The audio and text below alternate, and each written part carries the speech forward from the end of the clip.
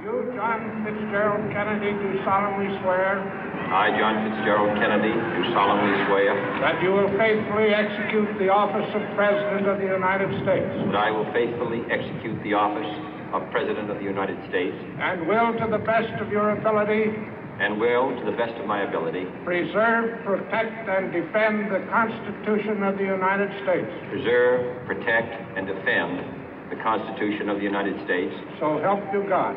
So help me God.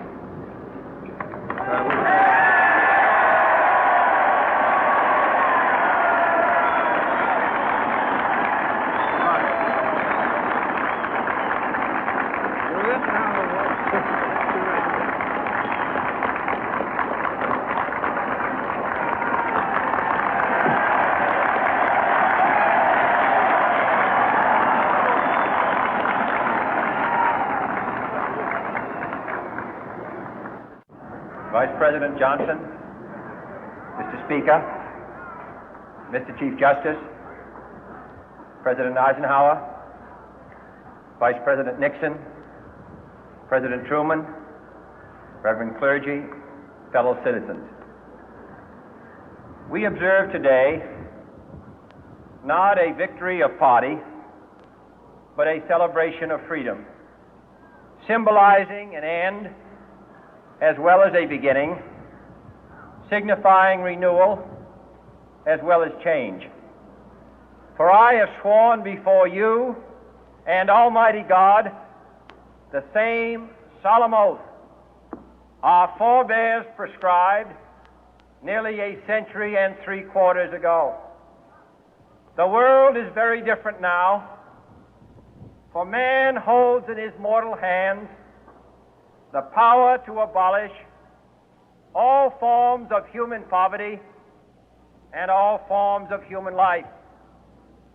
And yet the same revolutionary beliefs for which our forebears fought are still at issue around the globe. The belief that the rights of man come not from the generosity of the state, but from the hand of God. We dare not forget today that we are the heirs of that first revolution. Let the word go forth from this time and place to friend and foe alike that the torch has been passed to a new generation of Americans born in this century, tempered by war, disciplined by a hard and bitter peace, proud of our ancient heritage, and unwilling to witness or permit the slow undoing of those human rights to which this nation has always been committed and to which we are committed today at home and around the world.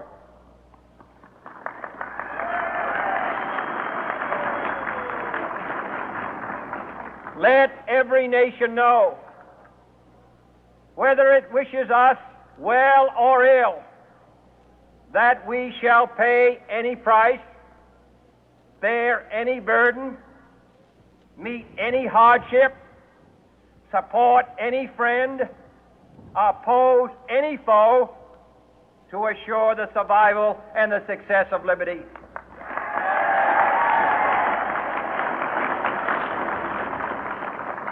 This much we pledge and more. To those old allies whose cultural and spiritual origins we share, we pledge the loyalty of faithful friends. United, there is little we cannot do in a host of cooperative ventures. Divided, there is little we can do, for we dare not meet a powerful challenge at odds and split asunder. To those new states whom we welcome to the ranks of the free, we pledge our word that one form of colonial control shall not have passed away, merely to be replaced by a far more iron tyranny. We shall not always expect to find them supporting our view, but we shall always hope to find them strongly supporting their own freedom, and to remember that in the past, those who foolishly sought power by riding the back of the tiger ended up inside.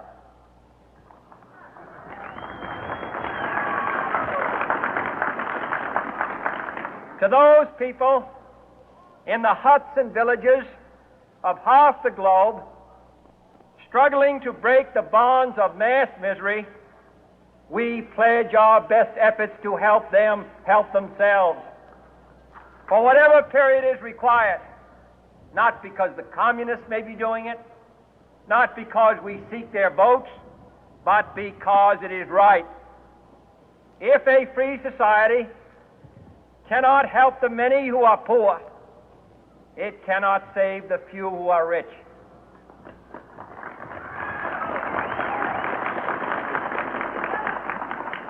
To our sister republics south of our border, we offer a special pledge to convert our good words into good deeds, in a new alliance for progress, to assist free men and free governments in casting off the chains of poverty. But this peaceful revolution of hope cannot become the prey of hostile powers.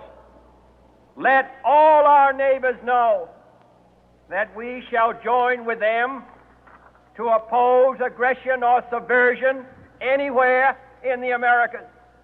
And let every other power know that this hemisphere intends to remain the master of its own house.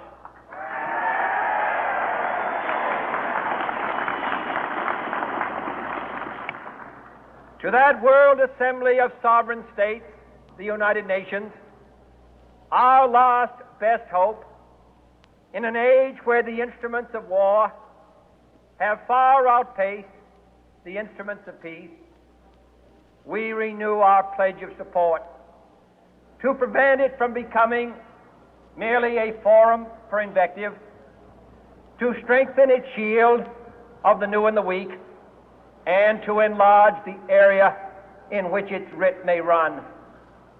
Finally, to those nations who would make themselves our adversary, we offer not a pledge, but a request that both sides begin anew the quest for peace.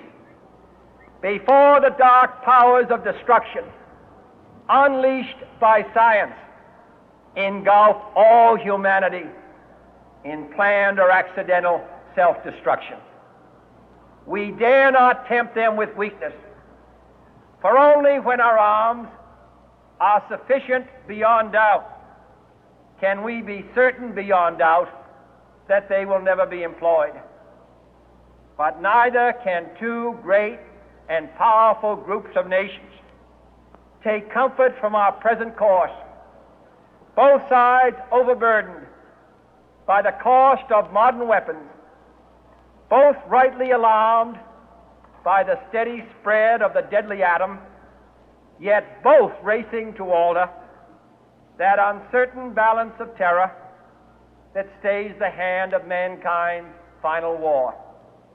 So let us begin anew, remembering on both sides that civility is not a sign of weakness, and sincerity is always subject to proof. Let us never negotiate out of fear, but let us never fear to negotiate.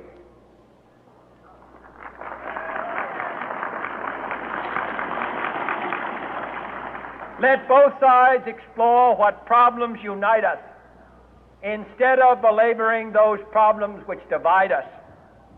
Let both sides, for the first time, formulate serious and precise proposals for the inspection and control of arms, and bring the absolute power to destroy other nations under the absolute control of all nations.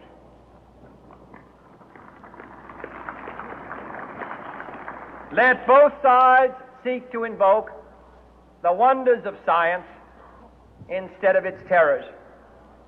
Together, let us explore the stars, conquer the deserts, eradicate disease, tap the ocean depth, and encourage the arts and commerce. Let both sides unite to heed in all corners of the earth the command of Isaiah to undo the heavy burden and let the oppressed go free.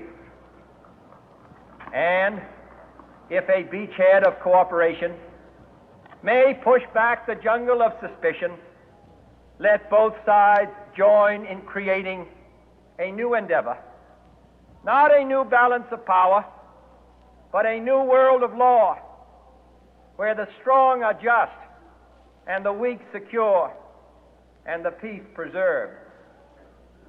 All this will not be finished in the first 100 days, nor will it be finished in the first 1,000 days, nor in the life of this administration, nor even perhaps in our lifetime on this planet. But let us begin.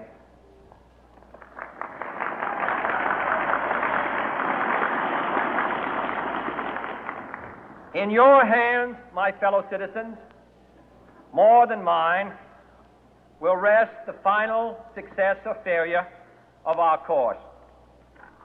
Since this country was founded, each generation of Americans has been summoned to give testimony to its national loyalty.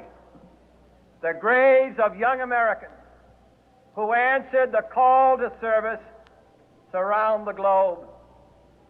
Now the trumpet summons us again, not as a call to bear arms, though arms we need, not as a call to battle, though in battle we are, but a call to bear the burden of a long twilight struggle, year in and year out, rejoicing in hope, patient in tribulation, a struggle against the common enemies of man, tyranny, poverty, disease, and war itself. Can we forge against these enemies a grand and global alliance, north and south, east and west, that can assure a more fruitful life for all mankind? Will you join in that historic effort?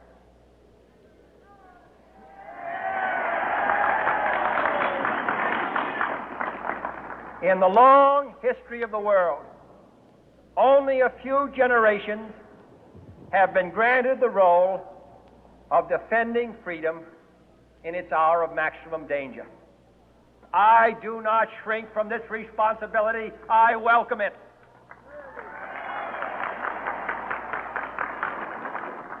I do not believe that any of us would exchange places with any other people or any other generation.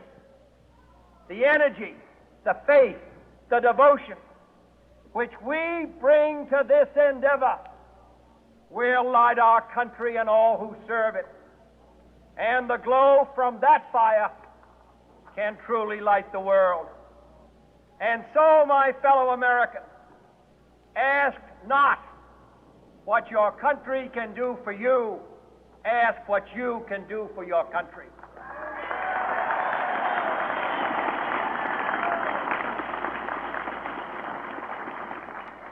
My fellow citizens of the world, ask not what America will do for you, but what together we can do for the freedom of man.